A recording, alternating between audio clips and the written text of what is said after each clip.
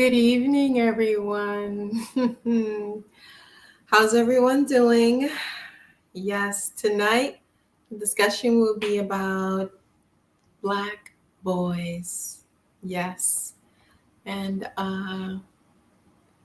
welcome, Mrs. Tate. Welcome, Mrs. Tate. So nice to have you. And good evening, pretty kitty cats. How are you? How are you doing this evening? I don't have sons, but I got nephews. Yeah. All right. Let's see. I got a little bit of an echo. Okay. There we go. Let me get the other platform up and we will be ready to go.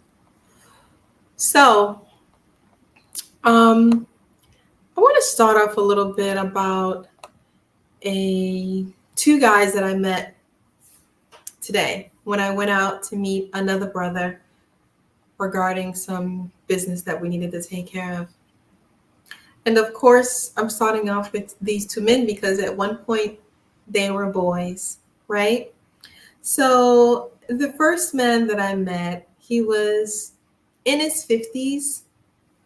He was fit, could tell he worked out, and he had a stand outside where he was selling books.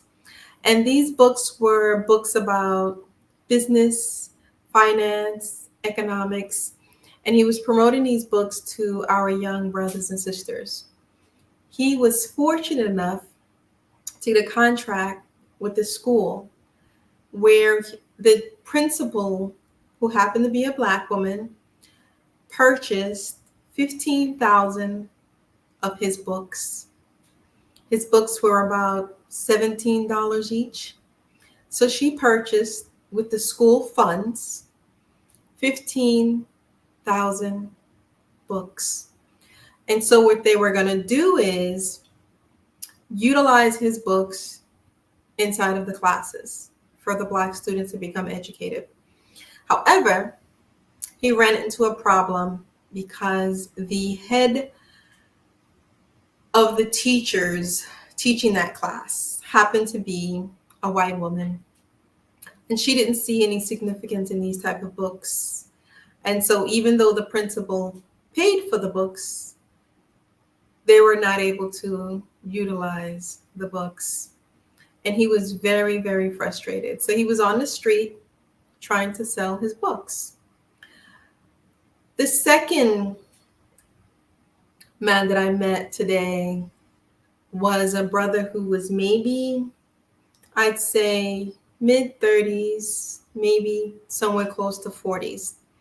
And he approached me with an attempt to promote his, I guess, political organization, which was his job. So they hired him to go out on the street and to promote for their company, which I think the company name was ACLU. And so this company was trying to get donations and they wanted to recruit supporters for their cause. And so I said to this man, I said, what are the causes that you are looking for donations for? And he said, well, I already know what you like. I already know what you're going for. And so he said he had like a list of things on each side. And so he pointed to one. He said, how about this? Abortion rights. Women should have the right to have those abortions. And I was like, no, that doesn't resonate with me. What else do you have? And so he pointed to another area where it was, I think it was something in regards to civil rights, which is the promotion of civil rights for all beings, not just Black people, but for everyone, from LGBT to Hispanics to just everyone. And so I said, no, that doesn't really resonate with me either. And I asked him, I said, well, what else do you have? And so he was going on with the list, and nothing on that list resonated with what he was saying to me. I was like, I said, none of these things I'm for. And I was like, I don't really believe that women should be able to have abortions whenever they feel like it, for whatever the reason may be. And none of these laws are presenting anything where the father has a play in any of these decisions. And so he looked at me, and I think he was shocked with my response. And then so he said, well, what about this law for LGBTQ? And I was like, look, I am okay with anyone who wants to be that way. However, I'm not okay with them dressing up, going into the school, and reading to our children, because I believe that causes a level of confusion to the child. And I said, so no, I'm not for that. So long story short, we stood there, we had a conversation. Hey, Cynthia, peace and love, peace and love. So I'm speaking to this man, and he's trying to get me to donate to his organization that he worked for. And while I'm speaking to him, two women who he was probably working with. So an Asian woman came by, and I could tell she was like eavesdropping and listening to the conversation. And then a white woman came by, and I could tell, and it was like this. I said, oh my God, I feel so bad for this Black man who's trying to promote to me and sell to me and get me to believe that I should donate to this organization who believed that LGBT laws being passed, believed in abortion rights, believed in civil rights, but wasn't giving me any specifics. I said, listen to me. I said, I want you to listen to me very carefully. Here's what I want to see in the candidate or whoever it is that you're promoting, or whether it's Democrat or Republican or independent. I don't know where my money's really going. I said, well, here's what I want to see. I turned around. I said, you see that Barclays Center right there? I said, I want to see our people owning a center like that. I want to see grants and funding for people who look like you and I, who can produce businesses like that. I want to see genuine, real, hardcore courses in economics, finances, businesses, trust. I said, when you can come to me with that type of stuff, then we could sit down and we can talk about a donation for your organization. And he looked at me and he was just like, yeah. But he also had a look like, oh God, the other two are watching me. And so I let him go. I was like, I bid you farewell. I hope you get what you're looking for, and I hope everything works out for you. But I'm speaking about these two men because these are two Black men who grew up in certain households with a certain mindset and a certain thought process. However, both of them called me over to try to promote something to me. And it was two total different ideologies. They were coming from two different worlds as far as I could see. And it's interesting because I could tell they had some type of sales training, because they looked me dead in the eyes. They maintained eye contact. They maintained positivity no matter what I said, even if it was contradictory or not. And they maintained a good quality conversation with me without becoming hostile, angry, overbearing, outlandish, disrespectful. And I actually enjoyed it, even if I didn't agree with the second brother, So at one point, like I said, they were boys. And I wonder at times when I meet men like this, what their childhood was like. So let's get started. Oh, I got to do one more thing. I got to activate this other program. So tonight's discussion, as you know, is about Black boys. And I want to say that this is a huge problem, what I'm going to speak about, that some people see, or maybe some people don't see. Some people know, maybe some people don't know, maybe some people are ignoring it. And I'm going to speak about what I've been seeing on my side in terms of people I know who are doing therapy, Black people who are doing therapy on our Black boys and who are working with them and trying to help them. And in addition to people I know who are dealing with psychedelics. And it just so happens that some of our Black boys are getting a hold of this. I'm also going to speak about Some people who have been doing research, research on our Black community, our Black boys, and they're keeping numbers, they're keeping track of numbers, and we're not. We're not keeping track of those numbers. I doubt if any of us even know what those numbers are. So there's something that's going on that I feel like is some type of spiritual calling with our Black boys. They want to heal. They know something ain't right in this world. They know something's effed up, but they're too young and inexperienced to put their finger on it, you know? But if you observe and you communicate and you speak to them, you'll see they know something's wrong. They can't put their finger on it. They sense that there's some type of sickness going on. And a lot of these young boys are traumatized.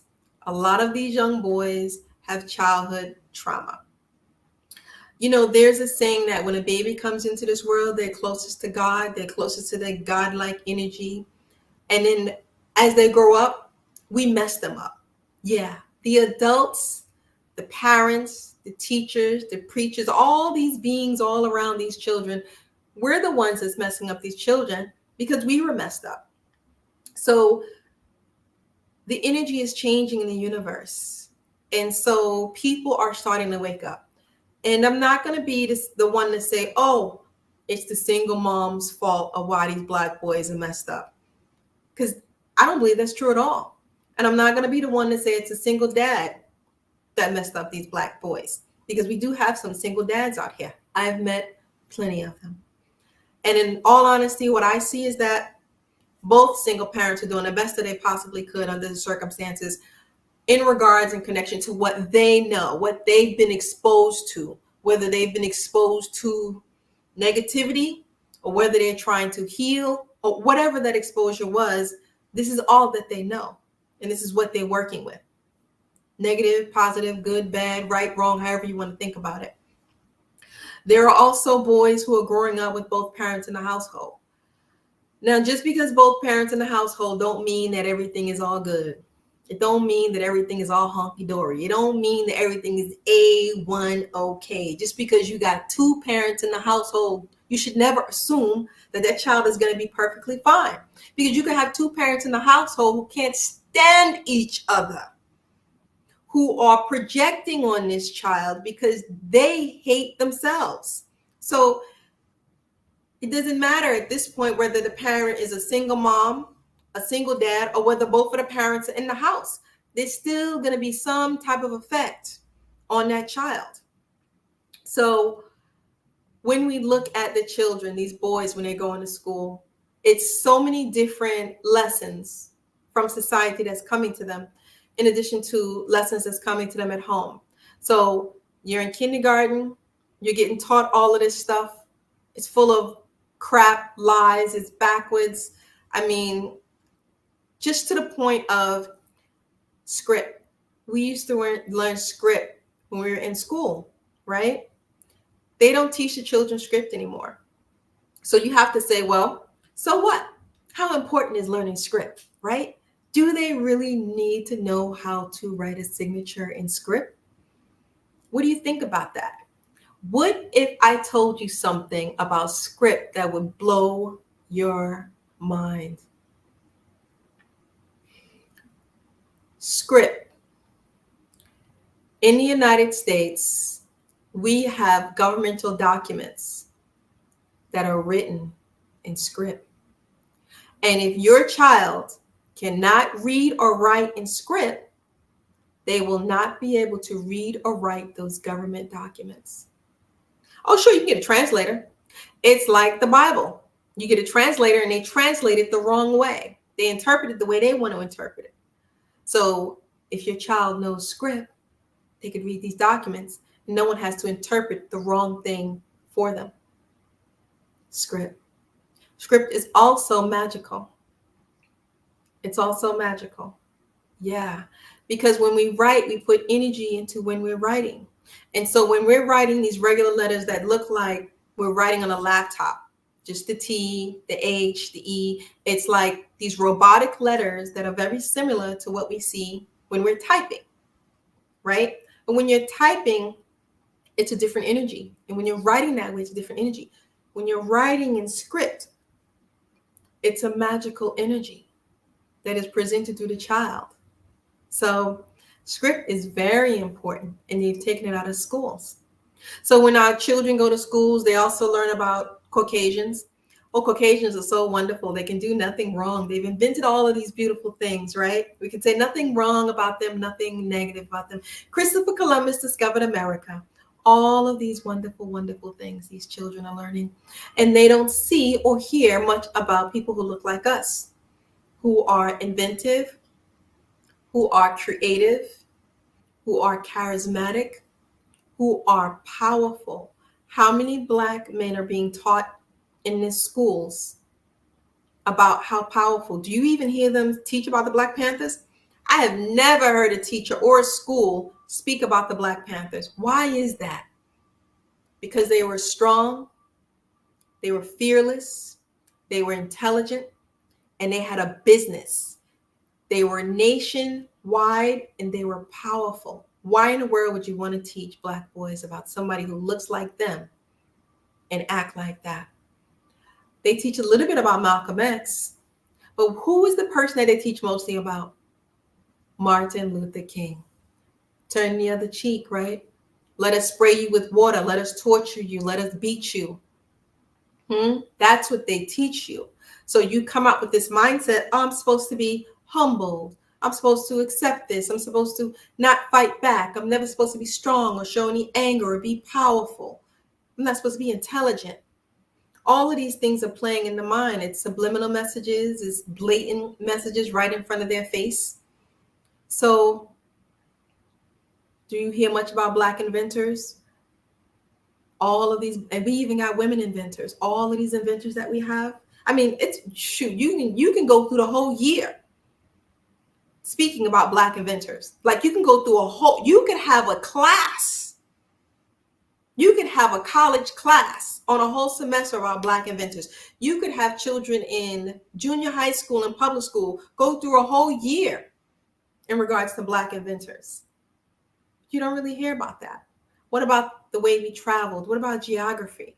Where we're located, the true numbers, the real size of Africa on the map.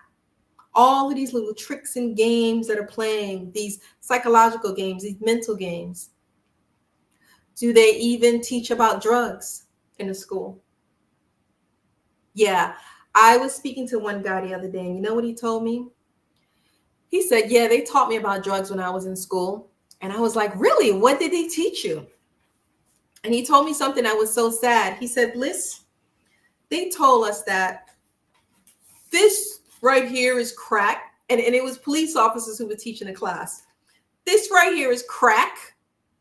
This is how you make it. Here are the chemicals. And this is what they're smoking. And so 50 of y'all in the class, I'm just throwing a number out there. I don't know how many was in the class, but it was like 50 students in the class. And it said of the Black boys, half of y'all are going to end up in prison. 25% of y'all are going to be dead before you're even 20 years old. This is what the police officers was presenting to these boys on a drug class. 50% of y'all are going to be dead. In jail, sorry. 50% of y'all are going to be in jail. 25% of y'all are going to be dead. And then the numbers are just horrible. When the police officers got through, I think he said maybe 10% of them would make it. And make it meant living long enough to be 50 or 60 and having a job. That's what make it meant. And so one of the boys, the one who was telling me the story, he had some plans. He wanted to do something. One of his homeboys, he's like, yo, we still going to do this. We still going to get together. We still going to plan this. We got dreams. We're going to do this and this and this and that. And his homeboy was like, what are you talking about? Didn't you just hear him? Forget this. I don't want to do any of this. We're not going to make it anyway. Do you see how quickly that little story changed that boy's mind? And I was listening to him tell the story and I was just like, oh my goodness. I was like, how many more of these police officers were invited to these schools to speak to these Black boys, to present these ideas and this type of mentality to them? And you're at work, right? Or you're at home. So you may not even know this is going on. And so you wonder why your child is coming home depressed, sad, not excited about life. Or they might just be like, well, I'm going to be a drug dealer anyway. I'm going to be this anyway. I might as well go that way. There's something about children when you keep projecting these ideas on them that they become that. Subconsciously, they become what you're telling them they're going to be. I was around a man for a while whose dad was an alcoholic. And so his dad always said to him, you ain't shit, and you ain't ever going to be shit. You ain't worth nothing, and you can't do anything right.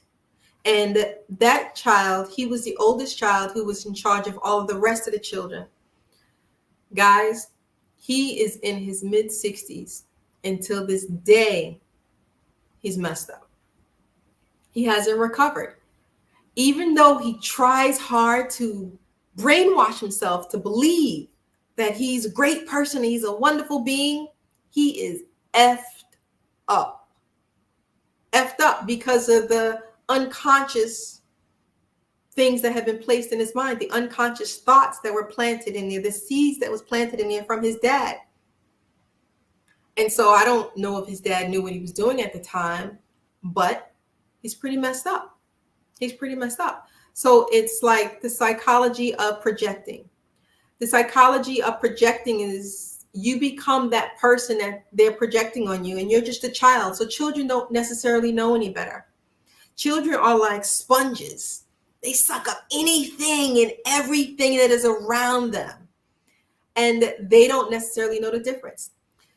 There was a story in Africa where these warlords were going around and they were kidnapping these boys, only boys. They were kidnapping all of these boys, and they wanted warriors. So these boys were going to be trained to be fighters, to be warriors, to be beasts in the battle. These little boys, they took between the ages of 8 and maybe 13, between the ages of 8 and 13, if you are raised to only be a killer, you're used to seeing blood, you're used to swinging a sword and a knife, you're used to shooting a gun, you're used to seeing dead bodies next to you. Since a child, what kind of men do you think this is going to be? Because eventually they took over this gang in Africa, they got the boys back, but the boys were so far gone at that point. All they knew was death and killing. And it was easy for them to, after they took the boys and they saved them, and they tried to put them into a regular society. Anyone mess with those boys, they had no problem pulling out the machete and chopping off a hand or slicing the throat. This is what they were used to. So children, we're easily always projecting on our children, and society is projecting on our children. When they go to school, how many teachers, how many black boys told me teachers were telling them, you're never going to be a basketball player. You're never going to be a rapper. You're never going to be successful. You're not going to be anything. They're projecting all of their ideas and all their negativity on these black boys. And they're planting these seeds on them. Whether it's consciously or unconsciously, it's done. So eventually the boys are like, well, forget it. Why try to be anything or do anything? Just be what they said that I'm going to be. Right? So they struggle with trying to be good. They struggle with knowing the definition of what it means to actually be a good quality male, a good quality person. And then you have religion. You have a lot of our boys that are in religion. And so it's so funny. I had a conversation with a brother where we were doing Tantra, and he grew up in religion, and his mother believed that religion was going to save him and that he needed to follow the right way of God so that he could be saved. She was doing this because in her heart, she loved her son and she wanted to protect her son. She was effing him up. He said, Bliss, if I would have followed the way of what my mother was teaching me in connection to church, Caucasian Jesus, praying on Sunday, all of the things that you get when you go to church. I mean, there are some good things when you go to church, but these things that he's mentioning wasn't not necessarily the good things. And he said, thank goodness he got into Tantra and he wanted to learn more, and he's more into spirituality and knowing more about himself. And he said that is what saved him, because he was going towards the area of being more feminine. He was being more, he wasn't masculine. Let's just put it that way. He had to learn how to be masculine from other men within the Tantra areas. So he had to learn what masculinity meant. And masculinity is not cursing women out. It's not fighting with everybody. It's not being angry. That's not masculinity. And don't let anyone convince you that that's masculinity. That's actually toxicity.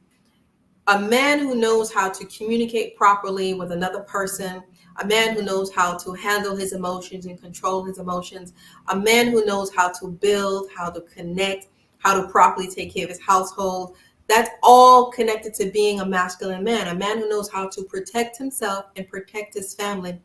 All of this is a connection with being a masculine man. So when we read the Bible, he was saying there was like deaths, people being unalived. There were RAPE going on with the women. There were liars. There were thieves. All of this in the Bible. And he was like, well, how is this supposed to help me when the Bible itself has so much corruption, so much chaos, so much mayhem, so much sadness, so much unhappiness, so much disease? And he was like, and then we have this in our society and within our community.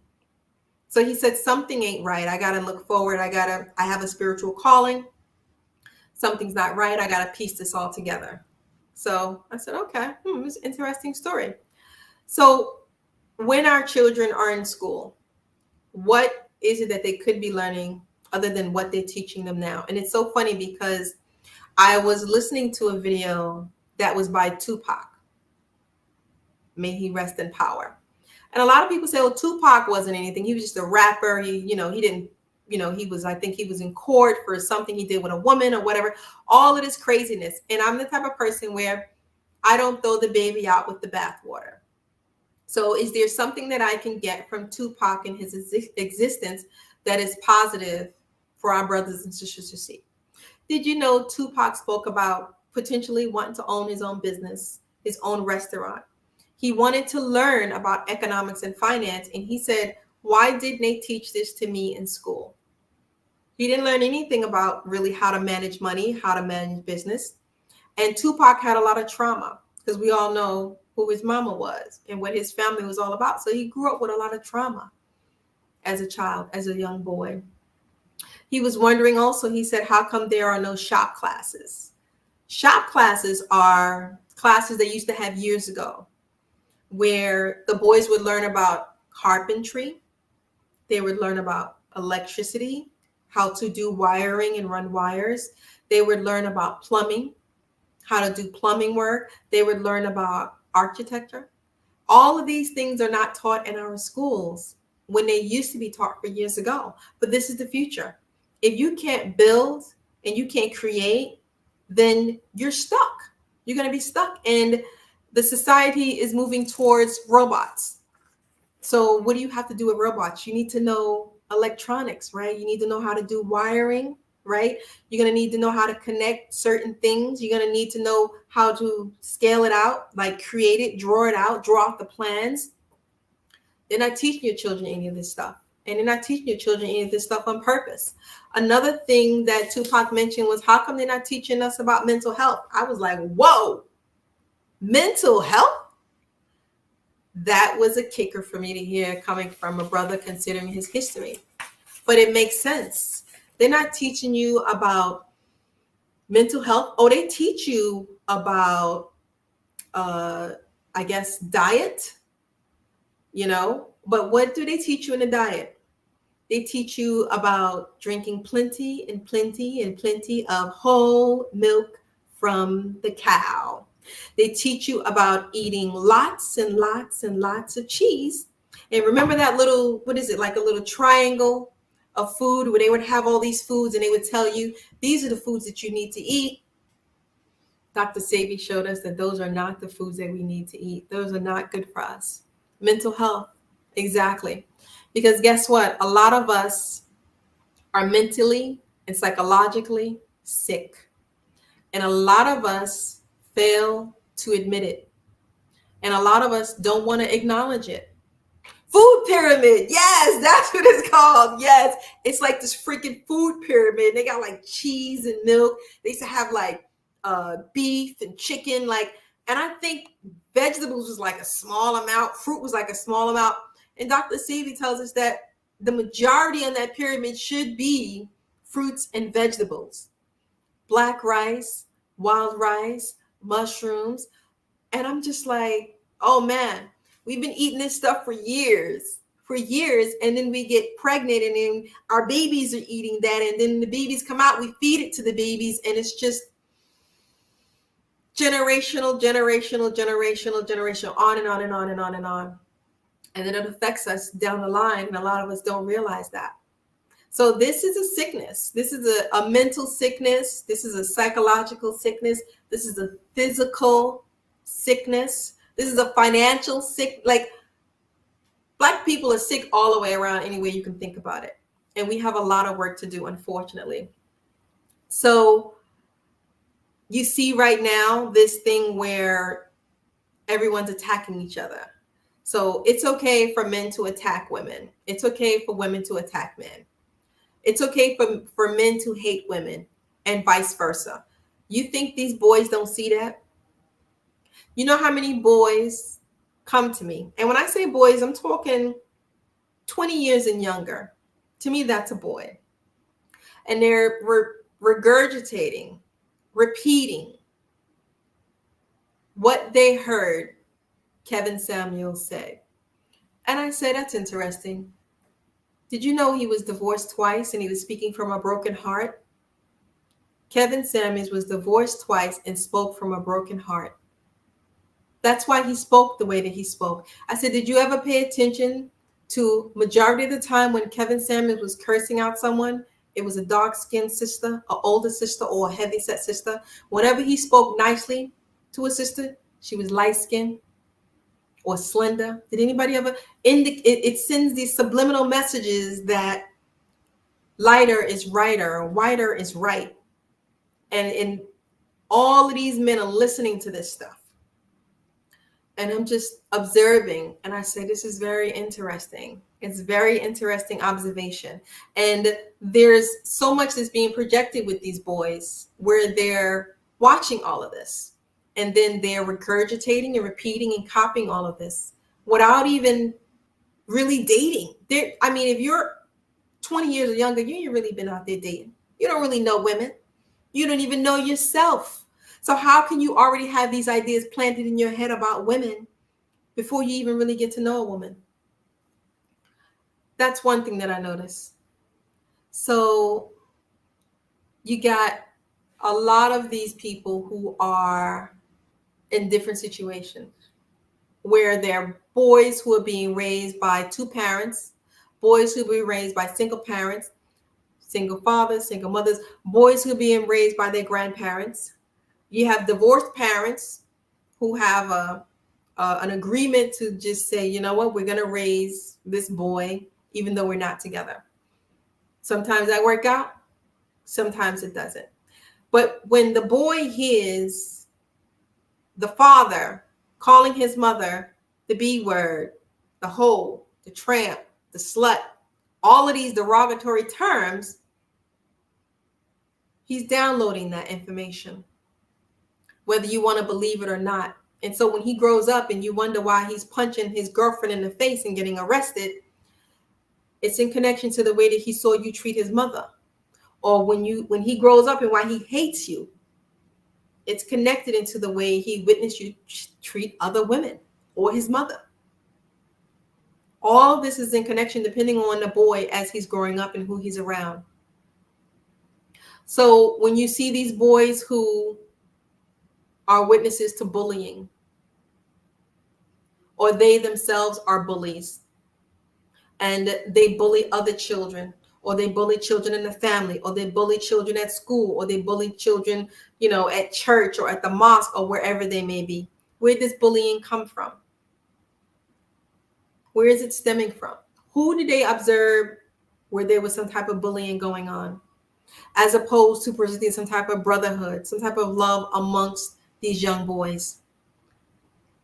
So children teach each other these things also. They learn it from the adults, but they also learn it from other children. Because when you send your child off to school, or when you send your child off to tutoring, or when you send your child off to these sports activities and you're not there, they're also learning, watching, and observing from other children and other children's parents.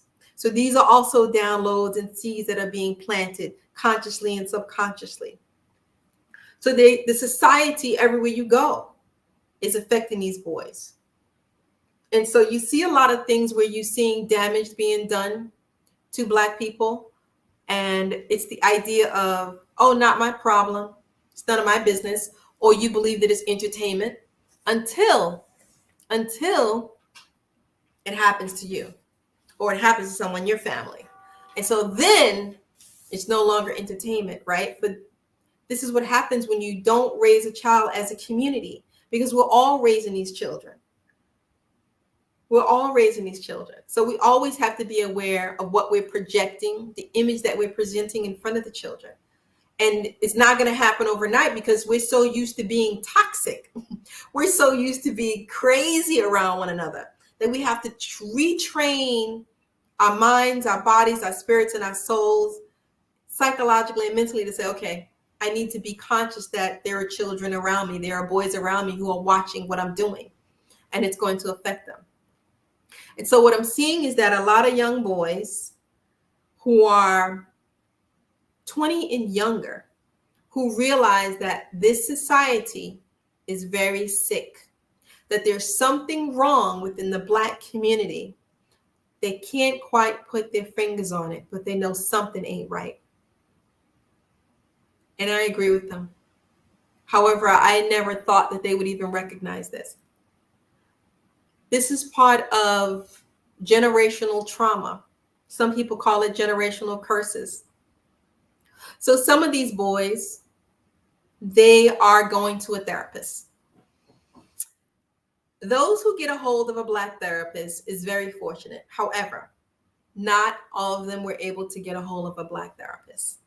So if you know anything about therapists, they are supposed to be able to resonate with the people from your community and what you're dealing with and where you're coming from in society. But if you have a therapist who don't really understand what you're going through and where you come from, they will not be able to prescribe to you the right dialogue. And they may instead prescribe to you a medicine or a pill. And that's not necessarily the answer to the situation, because there are techniques and there are tools that you can use that could train a young boy's mind to strengthen his mind so that he could deal with society in this world when he goes out here. But not every therapist is going to be doing that, especially if they don't look like us. So you have counselors who are assisting some of these boys, and they're in their high schools. Some of them are just getting into college, so they can get the counselors in college. And so what I found out, what surprised me, here's what surprised me the most, were the young boys who got their hands on some psychedelics with no guidance, no training, no sitter, no knowledge or anything. They felt the spiritual calling to take the psychedelics, even though they knew little to nothing information about the psychedelics. And so these two boys, one was on the East Coast of America. The other one was on the West Coast of America. They didn't even know each other. But the stories are so similar. And I was like, how many more Black boys are doing this? Feeling that there's something going on in society. There's something going on with me. I need to figure it out. And so I could take something that's going to give me some type of downloads and information. I can crack the code. I could do this by myself. And I'm not going to tell anyone that I'm taking these psychedelics.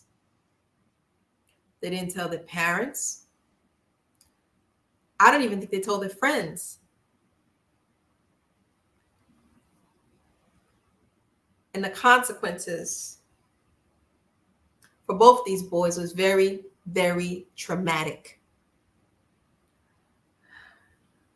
Then I'm going to tell you about another group of boys.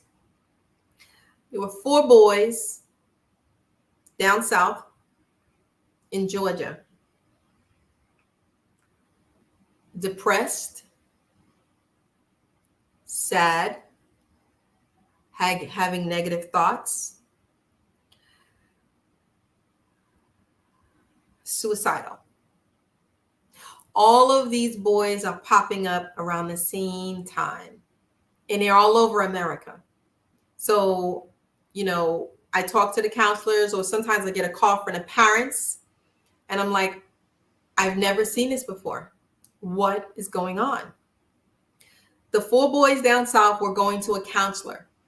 They were going to a therapist because they know something was wrong and they know they needed help, and they're looking for help, and they're asking for someone to help them because they couldn't go home to their parents. They couldn't talk to their aunties. They couldn't talk to their uncles. There was no one. Same thing with the boys with the psychedelics. They had no one to talk to. What is it with the Black community that these boys feel like they can't talk to you? That they can't confide in you what they're going through? What is that? Why aren't they comfortable? What is it that you're doing or not doing in regards to these young boys?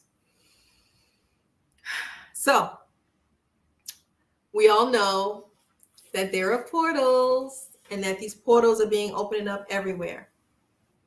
And there are portals that are designed to draw Black boys in.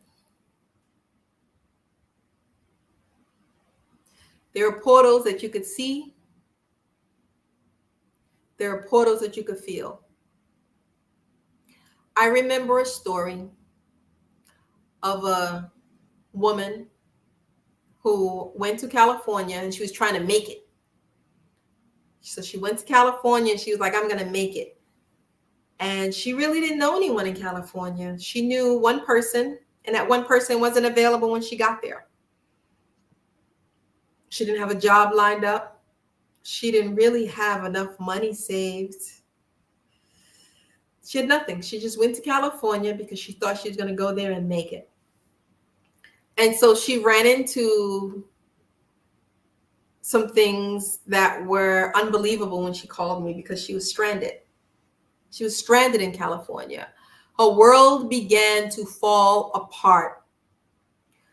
She ran into some people, some Caucasians, who gave her some psychedelics. And she wasn't right from then. She began to see portals. Now, this is before I even saw a portal. So I was like, what is she talking about? This woman saw multiple portals in California. They were in various spots, and she was frightened.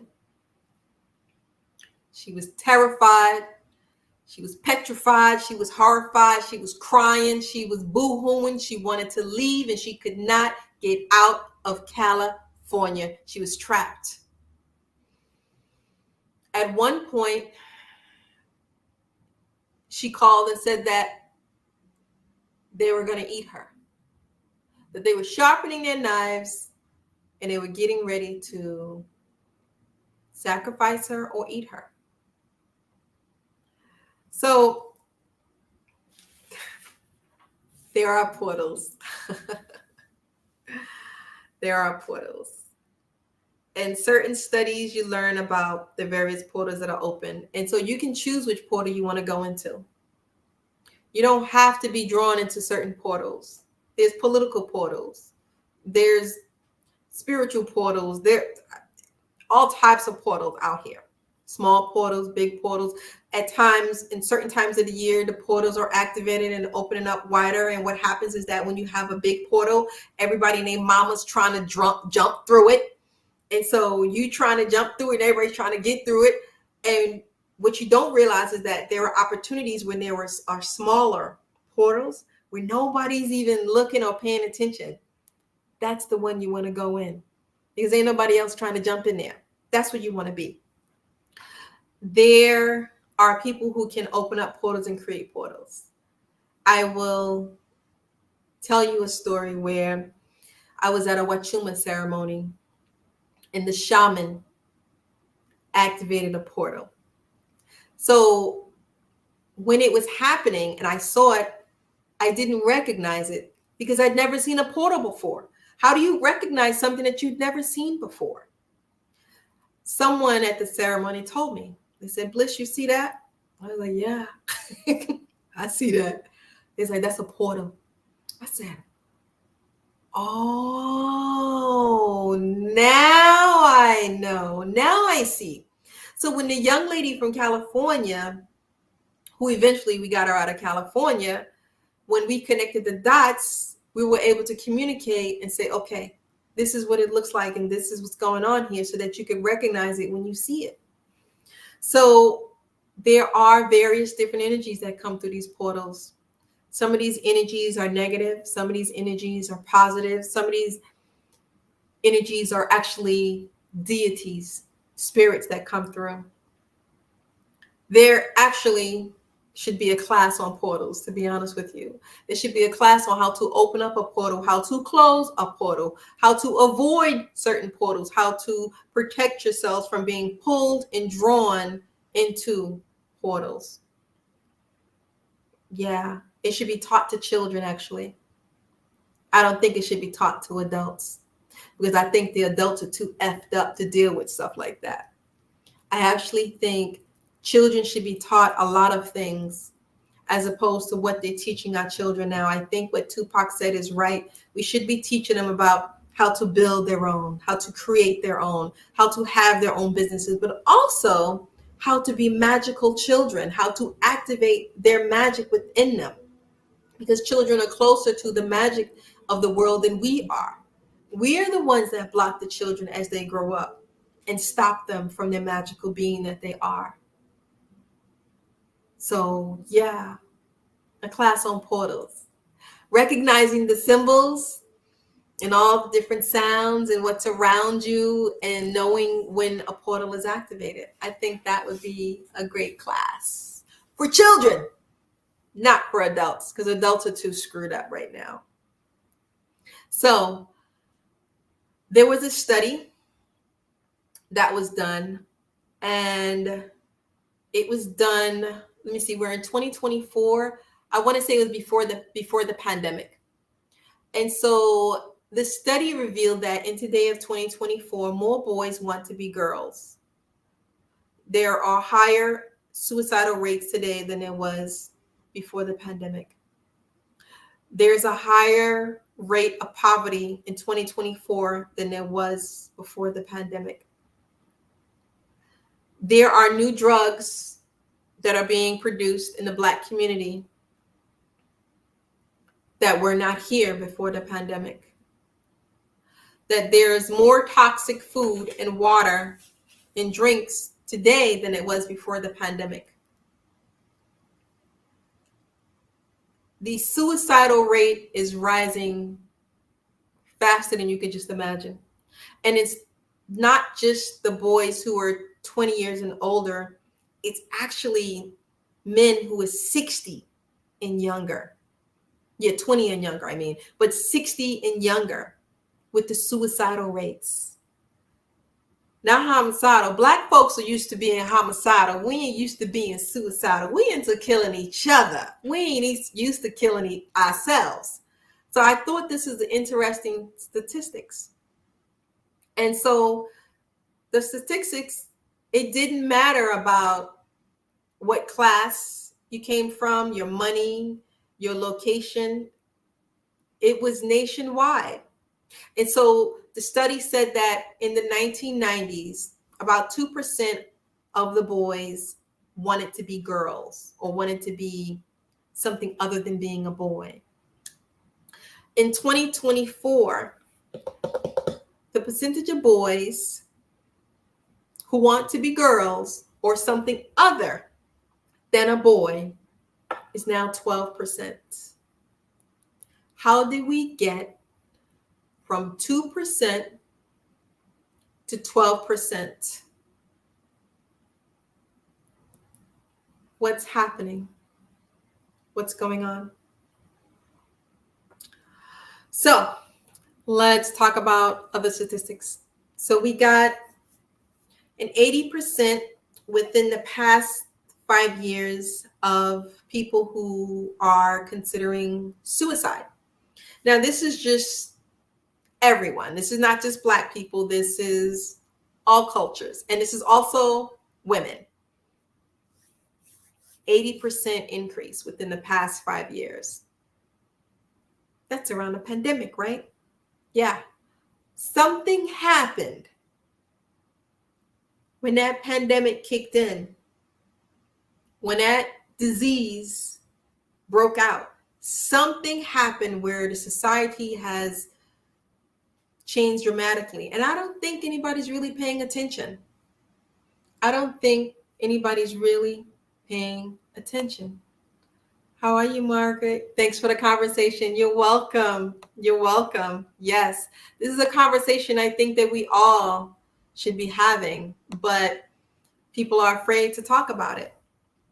So from 2013 to, well, let's go back a little bit further. Let's go to 1999. So from 1999 to 2019, it was an 84% increase in suicide with firearms. So that's just with people who wanted to use a type of firearm to end their life. And this is from 1999 to 2019. You say, okay, not all of us have firearms, right? Okay, not a big deal, right? That's just the overall society. So from 2013 to 2019, there was an increase by 47%. And this didn't matter if they had a firearm or not. Whatever they can get their hands on, however they can do it, they were going to do it. That was an increase. The alarming amount is the 80% that's been since the pandemic. What has happened since the pandemic that's causing people to feel like they no longer want to be here? And why are these boys who are 20 years old and younger feeling such a spiritual calling that they need to do something dramatic that's going to just change everything, and they believe they're going to get some type of downloads or information? There's some type of pressure on people. And there's a tremendous amount of pressure on Black boys. And so those Black boys are going to one day grow up to be Black men. And so we look at society today and we already see a number of Black men that are messed up mentally, messed up psychologically, messed up physically, messed up emotionally. And these are the men who are supposed to be leading the households. These are the men who are supposed to be taking care of the other young boys. So you have the men are already messed up. They're messing up the boys. And whether these men are in these boys' lives or not, they still affect the boys. So some people say, well, the father was never around anyway. Did you know that the fact that the father was never around actually affect the boy? It does. So if the father is around, it affects the boy. If the father isn't around, it still affects the boy, because the boy sees my dad ain't here. And so I got to figure this out on my own. Right? And so he goes in the streets and sees other examples. And these examples are not the best examples. So you got other men that your boy is watching and observing. And what type of men are these? Who knows? Pimps, drug dealers, I don't know, teachers, preachers, who knows? Maybe they're men who wear wigs. Who knows? And so I don't blame the mother at all. Because if you are a man and you have a son, you should be there for your son. You should be making every effort possible to be there in your son's life, even if you're not the perfect dad. Let's be honest, ain't nobody out here perfect. So you just do the best that you can for your son. And yeah, you're going to make mistakes, and you got to just say, okay, son, I made a mistake. I'm still trying to figure this out. I'm still trying to learn, but I'm here for you. As opposed to letting someone else lead your son and guide your son. And like I said before, both parents can be in the household, but that don't mean nothing, because they might hate each other guts and they might be going at each other's throats. And then you got more chaos and mayhem. So now the boy grows up to think he's supposed to be arguing and fighting and calling his woman the B word, the hoe, the tramp, slapping her, choking her. He saw you doing this. Where do you think he's getting it from? So it's generational, and it goes down and down and down and down and down and down. So I want to tell you a story. I always got stories, right? There was a friend of mine who was very, very concerned. Her son is 15 years old. So y'all know at 15 years old, the hormones are raging. The hormones are running at 15-year-old boys. Oh, man, oh, man. If you ever been around a bunch of 15-year-old boys, you know, if any girls around there, it's some kind of thoughts going on with them boys, right? And so we got to do something to help deal with those hormones, right? Hey, James, how are you? Good evening. So she reached out to me because she was very concerned. Now, so this woman, she's a Black woman.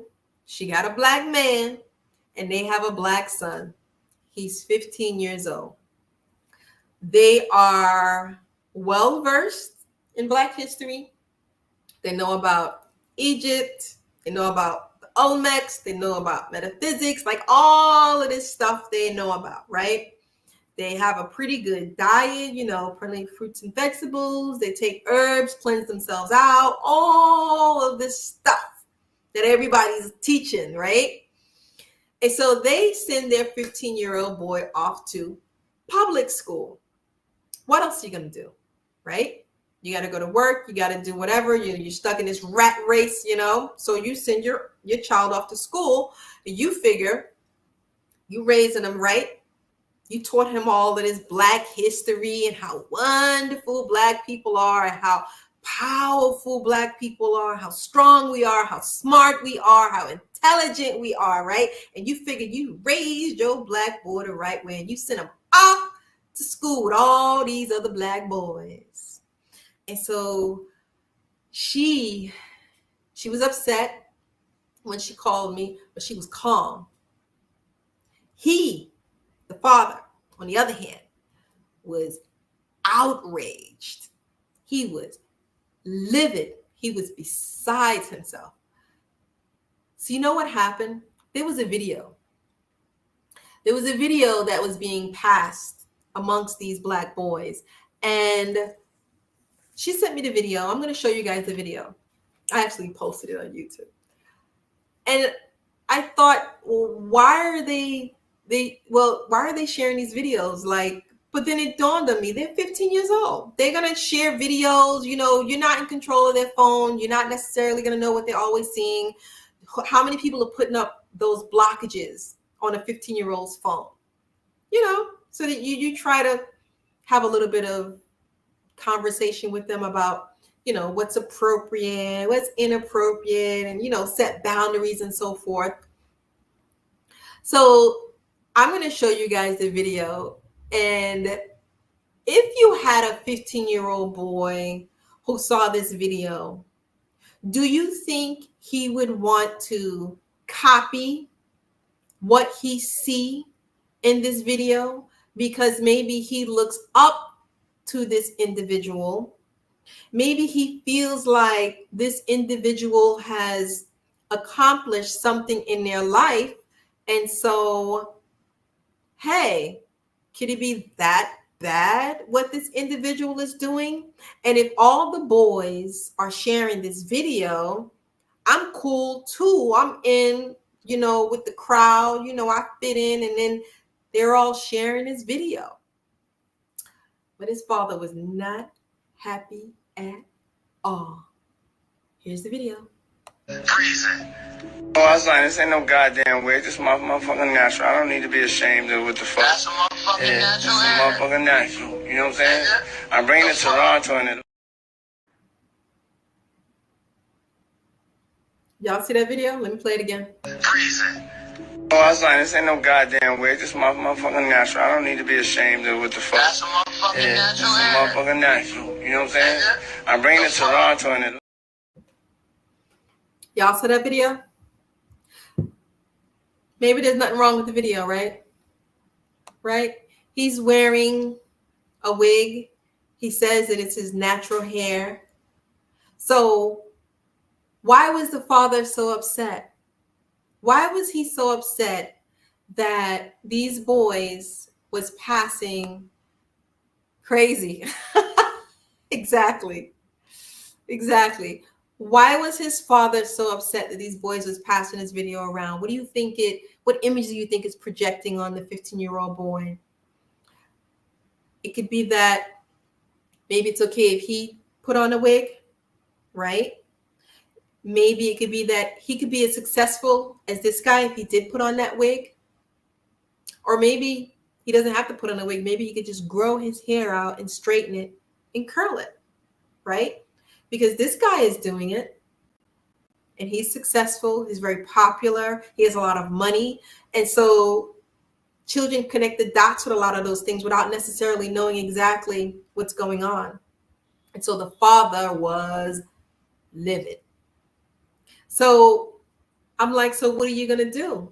You're sending your child to this school, but you know all this stuff about African history, Egypt, Olmec, metaphysics, but you send your child into this school where the other children are not learning this.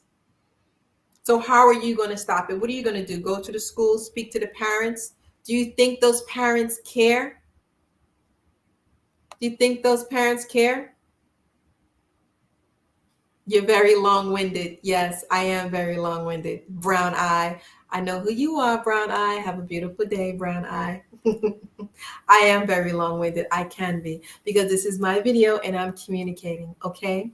So now be nice and play along, young man. Now back to what I was saying before I was so rudely interrupted. So now this is a state of emergency. When you see things like this that are projected on boys in today's society, and you see where Black boys are not getting any type of, I'm going to put you on timeout. Oh, look at that. I put Brown eyes on timeout. That's my first time putting someone on timeout. Yay. I love it. Thank you for the experience, Brown eyes. I love it. So here we go. Back to the topic. So this is a state of emergency. And I'm actually serious about communicating about this.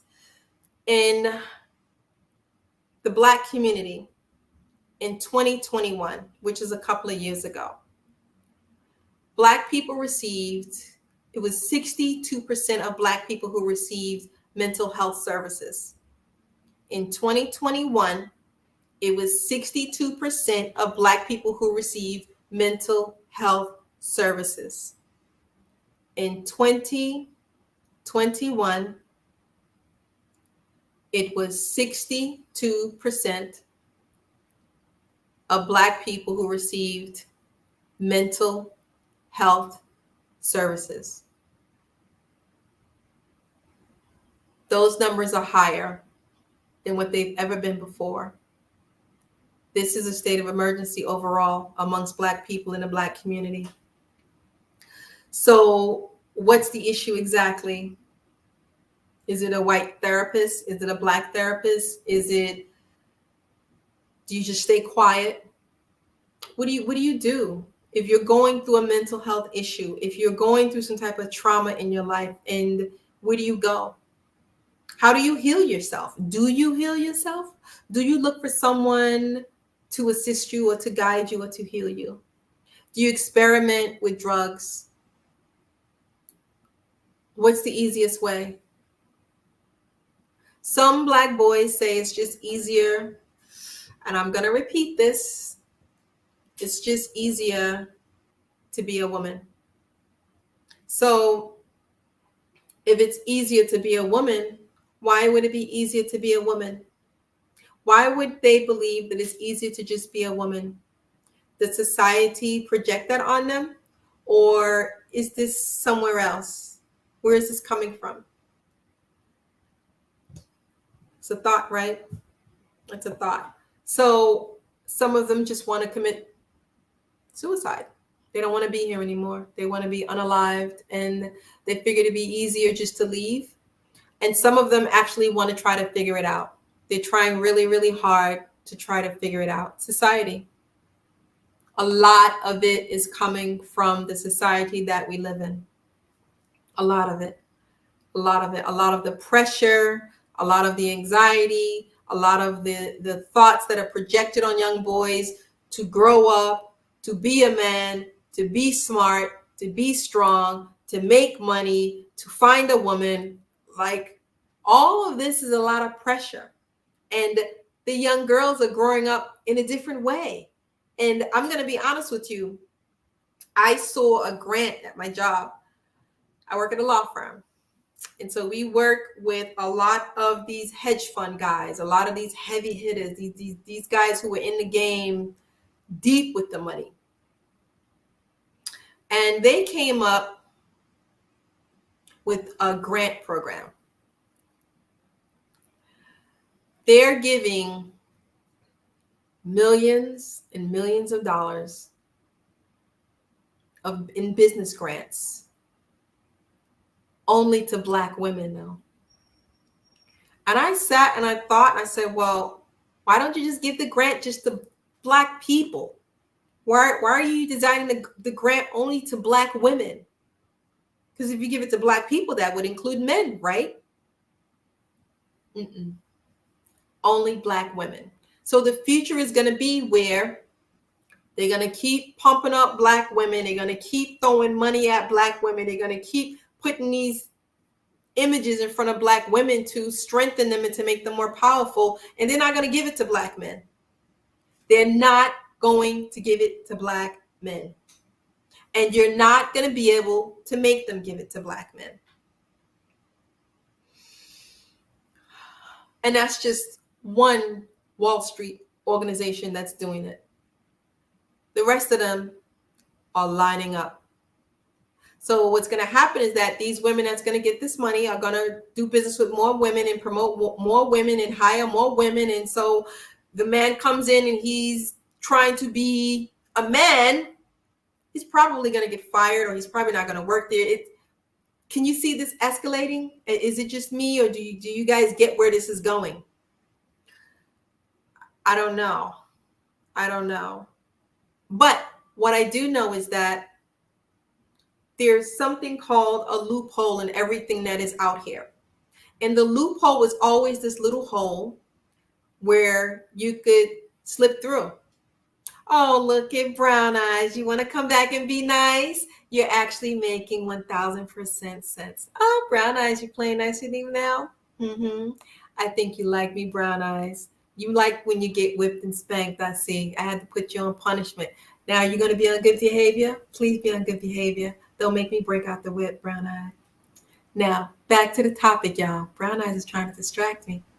So, the loophole is, did you know that if your son spoke to one or heard one positive conversation, that it would affect them in a good way? Just one conversation. There are versions of that within corporations and government. It's rare to find an under 40 Black men with a position that requires shirts and ties. Translation, power. Yes, exactly.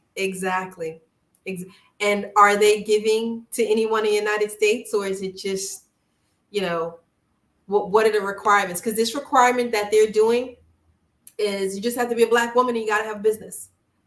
And it's like millions and millions of dollars they have lined up for them. Millions and millions and millions of dollars. Hey, Pranu, how are you? Good evening, Pranu. I love your show. Thank you. Thank you so much. So if a Black boy had a conversation with a positive, strong, powerful Black man who encouraged him. You know that one conversation can change his freaking life? That one conversation. If your Black son happened to hear maybe a speech somewhere, maybe he never met the person in, one-on-one. He just went to an event, or he saw a presentation on video, and he heard like this Black man speaking and projecting all this power and all this positive energy. And it's like, I did this and you could do it, and here's how you do it, and dot. Do you know that could change their life? That one speech, that one conversation, that one person, dramatically.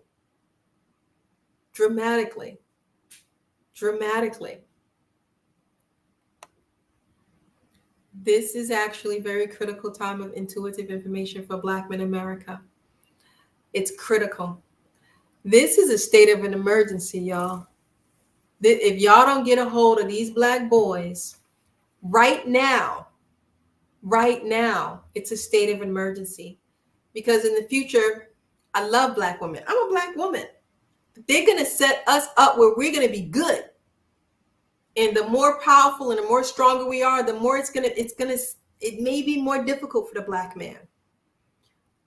But that doesn't mean you can't find someone out here who's doing the right thing for you, guiding you, teaching you, and showing you the right way. Brothers in the community who are going to be building up with you and connecting with you. That doesn't mean that. And it doesn't mean by all means you should not be with a Black woman. Because if you think in the lines of the way I think, she got the grant money, you got the business ideas, you want to run the business, let her go get that grant money. Yeah, baby, go ahead. Put that suit on or whatever you got to do. Go get that grant money. When you get back here, we got this business here that we're going to build. That's what Black people should be doing. That's what the future should be. So what? Let her go get that money. You be the one at home with the plan on how to grow the business, how to organize the business, how to run the business, right? That's how we got to start thinking. That's how we got to start moving and shaking. And if you can get your hand on some grant money, then do it. And if you can't, then you need to figure out how to connect and how to build and how to get with the right brothers who are going to spew out this positive energy within you and allow you to level up. And if you got any sons, shout out to Pranu who brought his sons down to the Tantra event. Yo, if you got these sons, do your best to be in their lives and show them what they need to do. You have to catch them before it gets too far, before the mental instability kicks in, before the psychosis activates, before the damage is done, before the severe depression, before the mind-altering drugs are taken. You got to catch them. You have to catch them as soon as you possibly can. What? Oh, you talkative today, Brown Eye. And they're trying to trend marrying more Black women off to white America. Oh, you know what? Yeah, you could be right. I see a lot more sisters marrying Caucasian men. Maybe I'll look up the statistics in that and see what the numbers actually are, because I look up the statistics and I see the suicidal rates going up and I see the depression rates going up, the sadness and everything. But what are the true numbers of Black women actually marrying Caucasian men? Or is that something they're projecting on us? So yeah, maybe I'll look up those statistics and see if those are facts. And why are they marrying Caucasian men? What is it that they think that they're better at? I don't know. Now, okay. So the two boys that took the psychedelics, right? We have one on the West Coast, one on the East Coast. So the boy in the West Coast, he got his hands on some psychedelics. Right? He took a very large dosage. He'd never taken psychedelics before. He heard about psychedelics. He felt the spiritual calling. He felt like there was something going on that he needed to solve and resolve. He he felt like he needed to. They're trying to level up. Exactly. So he took this large amount of psychedelics, and his mother found him. And so she thought he was going crazy. She thought he was having a mental breakdown. She thought he was maybe being bipolar or schizophrenic. She thought, I should take him to the mental institution because I don't know what's going on with my son. She never heard of psychedelics before. She didn't know what he took. And so I want to give a big shout out to the brother Dooley, who does the mental mind altering thing without any type of medicine at all. And when the work was done on this young man, when he was pulled out of this mental thoughts that he was in, where he wasn't able to function anymore, because the mother was like, I'm just going to have to put him in a mental institution because I don't know what's going on. And when we brought him down, we found out that he took a large dose of psychedelics. He didn't tell anyone. He felt the spiritual calling. He thought this would help him. He didn't know about any guidance or assistance. He didn't do any research. He just heard this was the thing to do. And so he took it. He took a large dosage. And when the brother Dooley did the psychic work on him, it turns out that this young man in the future is going to be a very special young man. He's here to do something. So this young man actually got confirmation. It was a very traumatic experience to go through that, but he knew something was going on and he was able to get confirmation. And so the second young man was on the other side of the United States. They didn't know each other. Again, took a large amount of psychedelics. His auntie called me and I said, what did he take? She said, I don't know. This boy has his mother and his father in his life now. So this is the mother, the father, and the auntie all trying to figure out what's going on with this man. They all care about him, but he couldn't talk to any of them. He couldn't confide in any of them. So but he felt, I got to take this large dosage. I'm not going to tell anyone. I asked her, what did he take? They all said, I don't know. What was his dosage? They all said, I don't know. Who did he purchase from? I don't know. And you know what they did to him? They put him in a psychiatric ward. They put him in a psychiatric ward because they didn't know what else to do. They never heard of psychedelics. And so this young man, like the other one on the other side of the earth, on the other side of America, felt the calling. And when they put him in a psychiatric ward, they wanted to give him medicine. Yeah. So, but we were able to eventually get into the psychiatric ward, which was very difficult because you're not family. It's difficult to get in, and you got to get a reason why you're there, and they want to interview. So it's not easy to just, it's not like if you're going to the hospital to visit someone. This is the psychiatric ward. The psychiatric ward, these therapists and counselors and mind therapists figure they know everything, and they know nothing about psychedelics really. So we were able to it took more time to bring him back because once he got into the psychiatric ward, they had compiled a bunch of other medications on top of what he took. So the medications that they were giving him was actually taking him further and further and further away from the reality of the world. The other young man, his mother was going to take him to the hospital and have him admitted, but she didn't. So it was easier. But this young man, the mother and father admitted him. And they began to give him medication. So it took a little bit more time, a little bit more effort, a little bit more energy to bring him back. But these boys, they felt the calling. And they're not going to talk to anyone about it. They're just going to do it. They're like, I'm just going to do it. And let's just see what happens, where it ends up. There should be actually a class for the children on psychedelics, portals and psychedelics. There should be a class on that. Mental, psychological strengthening of the mind for boys, because they're going to need it in the future. So the 4 boys, which is the other story, the 4 boys were down in Georgia. So these 4 boys, they were going to therapy. Their households were full of trauma, drama, all of the things you can think of. And they were looking for help. They were looking for assistance. And it just so happened that all 4 boys, within a 2-week time frame, decided that they were just going to leave this earth and end it and commit suicide. All 4 boys in 2 weeks. None of these boys know each other. None of the boys that I'm talking about know each other.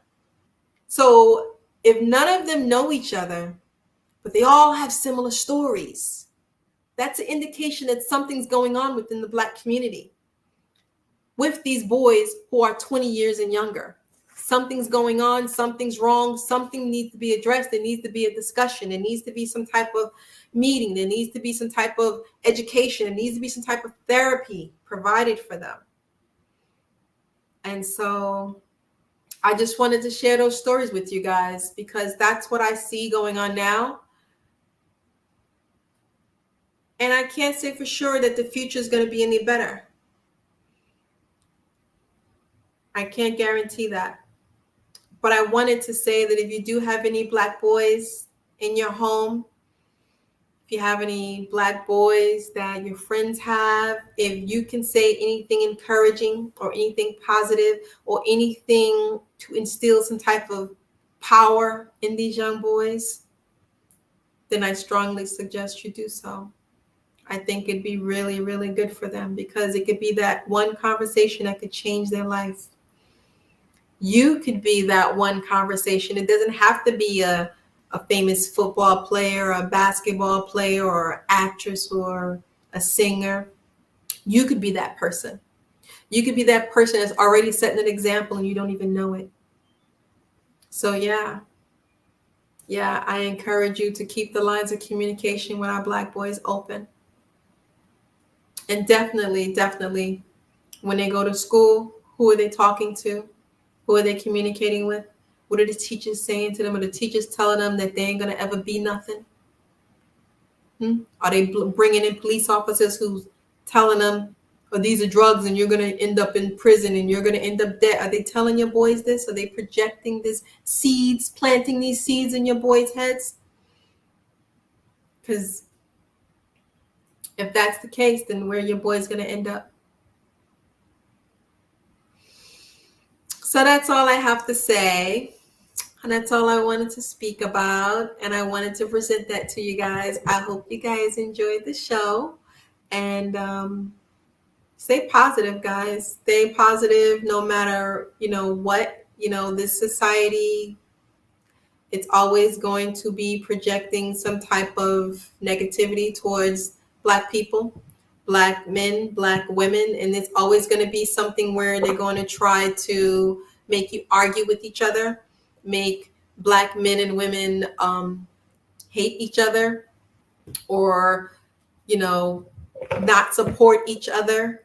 So always try to be supportive of one another, helpful with one another. If you see someone struggling with their son, and maybe something as simple as getting him involved in sports could help out.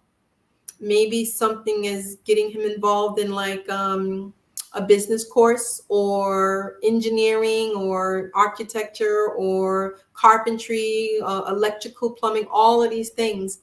Once you have a skill, a trade like those, you're good as a man. You're good. You're very good. And so we're going to need men like this in the future, who are going to be powerful and strong, who are thinkers, who are creators, who are builders, who are connecting, who are supportive, who are loving, who are nurturing, who are caring, who are healed, and who are healing. So that's all that I wanted to say this evening. I want to wish you all a beautiful night. Thank you, pretty kitty cat. You're welcome. I appreciate you. I appreciate you. Do a panel StreamYard next time. What? I don't know what you're talking about, Brown Eyed. Brown Eyed, are you following me? What's going on with you? Why do you always type in capital letters? Did you know that capital letters is an indication that you're screaming at someone? Subliminal message in the music. Yes. Yes. But the thing is that the subliminal messages are in the music. So let's say you only have your child listen to classical music, jazz, or all this positive music. What happens when he goes to school and his homeboys is like, yo, listen to this music and listen to that, and if he's dating a girl and he likes the girl and he wants to show that he likes her, and she's like, well, I listen to this. So he's still getting introduced to some of that. So it needs to be some type of training that, well, in society, when you get out there, you're going to meet these type of people, you're going to see these type of things, they're going to try to show you this or introduce that. And so you need to instill in him some type of discipline, so that he can say, okay, how do I make these decisions so I could set boundaries so that I could protect my energy, my mental energy, and so that I will not allow these people to project these images on me, because it's not going to affect me. Because you're going to send your child out into this world, and that type of music is going to be everywhere. And the way the music is designed, it's designed to make you like it. It's like, you ever heard a record and you're like, I don't even like that record. As soon as you hear it, and they keep playing it and playing it and playing it and playing it, and you're hearing it and hearing it. And then next thing you know, 3 months later, you know the song, and then suddenly you like the music or you like the record. It's because of the beats that's in there and the way the beats are triggering you. And then next thing you know, everywhere you go, the music is being played in the stores, is being played by some friends, or in school, or everywhere you go, in the street, at street parties, at barbecues, at block parties, the music is being played everywhere. So yeah, it's definitely in the music. How do you block it? How do you block it? It's on TV. It's in the commercials. How do you block it? Right? You got to get rid of the TV. Is that what you have to do? What do you do when you're in the store and they're playing that music? If you're shopping, do we own our own stores? Can we control everything? It's everywhere. Will you pull your children out of school and homeschool them? Then who's going to take off from work to do that? So it needs to be some type of training, some type of mental training, some type of psychological training, some type of strengthening of the mind and the thought process for our boys. Because these are supposed to be the leaders of the families in the future. These are supposed to be the boys who are going to be leaders of our community in the future. And if they're getting messed up like this now, and this is a small percentage that I'm seeing now, what's going to happen in the next 5 to 10 years if we don't get a hold of them now? So that's all I have to say. That's all I have to say. So I want to say good night, everyone. I'm so grateful and I appreciate you guys. And so I hope to see you on the next show. And have a good night. Mwah. I love you guys. Peace and blessings.